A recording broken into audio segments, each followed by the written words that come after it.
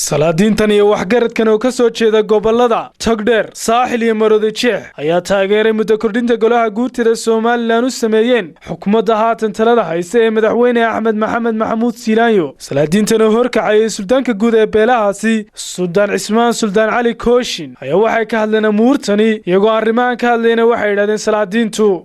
fiiha baraka intii ugu horeysay aad dhamaysay waa 5 bilood dheeraada marka wax laga cabaa 5 bilood wax laga caboma marka waxaan ku ducaynaynaa in Ilaahay 5 bilood khayr lana oo la soo saaraxo aanu maanta halkan ku fadhino aanu shirkan jiraayid ku qabanay taasoo ku saabsan taageero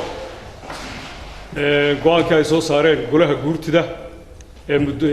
xileedka ay ugu kordhiyeen xukuumadda Jamhuuriyadda Soomaaliland madaxweyne ku-xigeenka iyo gudoomiyaha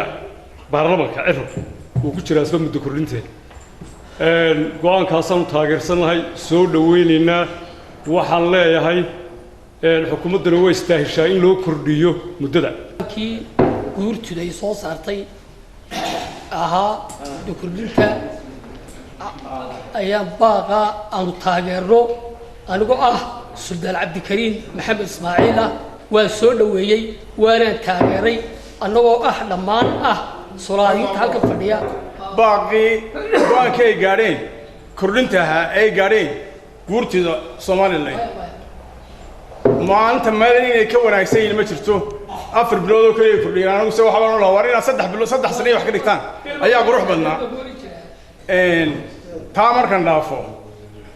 guurtida waajigooda way qabteen way ku mahadsan yihiin madaxweynaha maanta talada haya Axmed Maxamuud Siilaanyo codkii markii uu doorashada helay codkii ugu badnaa ku helay hadduu maanta doorashada galana sidoo kale baan filayaa inuu kii mid la mid ah uu ku heli lahaa kabacdi waxaan taaniyad u dirayaa guurtida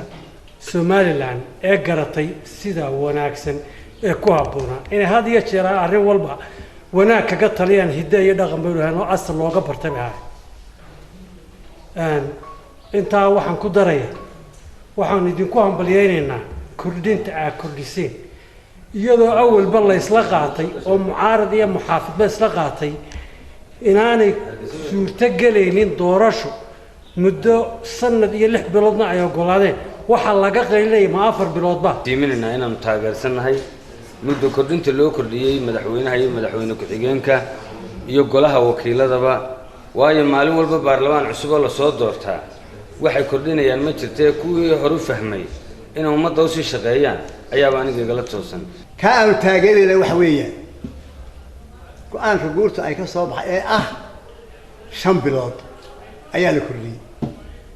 waxay ogolaatay xisbiyada iyo isla ogolaatay dhowr sanad iyo meel sanada iyo 6 bilood todo sanad iyo 7 bilood halka isla ogolaadeen waa 17 bilood imika waxa la kordhiyay 2 iyo 20 bilood waxa u dhaxeeya 5 bilood waa 5 bilood waxa idinka qooqayo waxa ma oran waxaanu halkan ka taageeraynaa baaqi iyo go'aanka ay soo saartay golaha guurtida ee ahaa muddo kordhinta waxaanu leenahay si mugle ayaanu taageersanahay go'aanka oo inay tahay waxay xaq u leeyihiin inay soo saaraan inay kordhiyaan iyo inay waqti ku habboon ay ka fikiraan oo doorashooyinku ku qabsoomaan. Ismaan Axmed Ismaan, telefishinka caalamiga ee Star magaalada Hargeysa.